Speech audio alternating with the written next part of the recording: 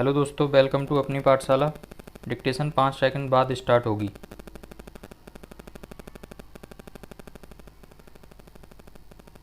उपाध्यक्ष महोदय, वित्त मंत्री को देश की आर्थिक स्थिति और निर्धनता के संबंध में जितनी जानकारी प्राप्त होती है उतनी किसी अन्य मंत्री को संभव नहीं होती।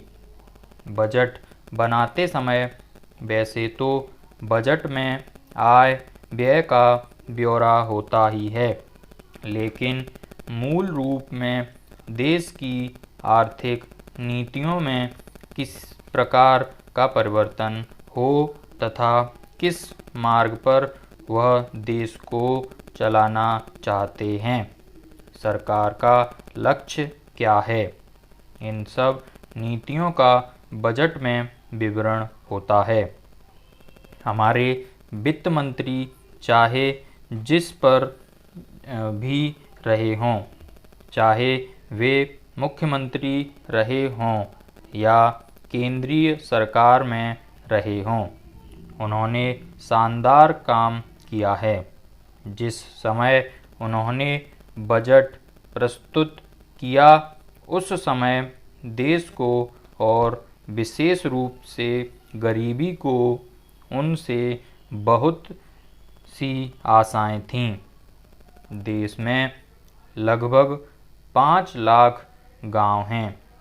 उनमें जो बेरोजगारी है, गरीबी है, उसके संबंध में देश की जनता को उनसे बड़ी आशाएं थीं और जनता देखना चाहती थी कि इस अवसर पर सरकारी नीतियों के द्वारा देश को वे क्या मार्गदर्शन देना चाहते हैं। इस दृष्टि से 3 महत्वपूर्ण बातें इस समय देश के सामने थीं। देश का आर्थिक विकास तेजी से हो, अधिक लोगों को काम मिल सके और मूल्यों में स्थिरता आए। जहाँ तक इन 3 उद्देश्यों का संबंध है, हमने देखा कि उस ओर कुछ प्रयत्न हुए हैं, विशेष रूप से गरीबी हटाओ के संबंध में।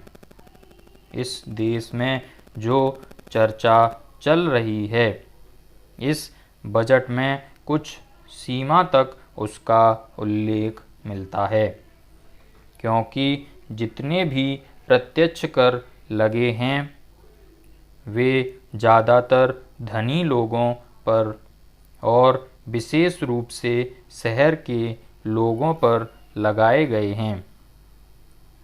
इस तरह से जो एक प्रकार की आर्थिक असमानता हमारे देश में चल रही है, उसको दूर करने का प्रयत्न अवश्य किया गया है।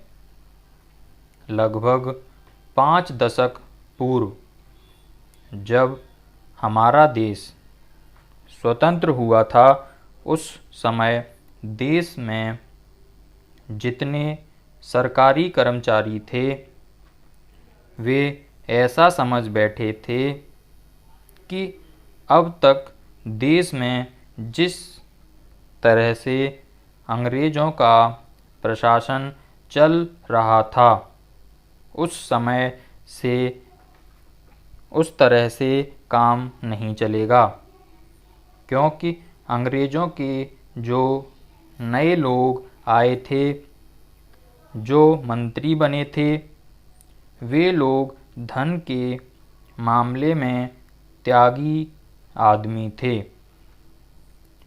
धन से उनको मोह नहीं है, लेकिन बाद में उन्होंने देखा कि हमारे मंत्री लोग भी उसी तरह से शानदार जीवन पसंद करने लग गए हैं, जिस तरह से अंग्रेज करते थे।